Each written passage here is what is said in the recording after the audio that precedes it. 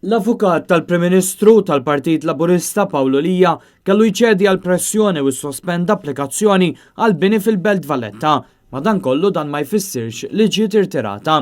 U kienet jipprova jestendi binja ta' tlet solari li tinsab f'kantuniera bejn triq l-Ifran u triq it-Teatru l-Antik billi kabbar it-tielet solari eżistenti u jżid żewġ solari fuqha. Din l-applikazzjoni kienet ġabet kritika qawwija hekk kif iż-żona fejn tinsab din il-binja fil-belt rikonoxxuta bħala wirt storiku tal-UNESCO kienet se tħassar il-veduta. Il-binja tinsab ukoll f'żona ta' konservazzjoni urbana u li allura suppost gawdi minn protezzjoni kontra żvilupp simili. Dan apparti li l-binja tmur lura għas-seklu 18 b'importanza storika u arkitettonika sinifikanti.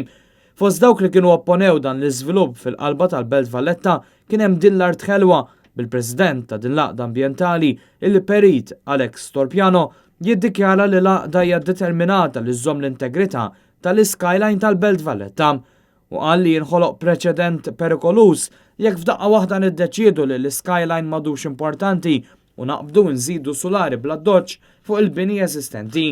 Min barra li huwa l-avukat personali ta' Joseph Muscat u l-avukat tal-Partit Laburista għal bosta snin, Paolo Lija huwa wkoll ir-rappreżentant maħtur mill-Gvern fuq il-Kummissjoni għall-Amministrazzjoni tal-Ġustizzja li fost oħrajn tista' tieħu passi dixxiplinari fil-konfront ta' avukati, maġistrati u imħalfin.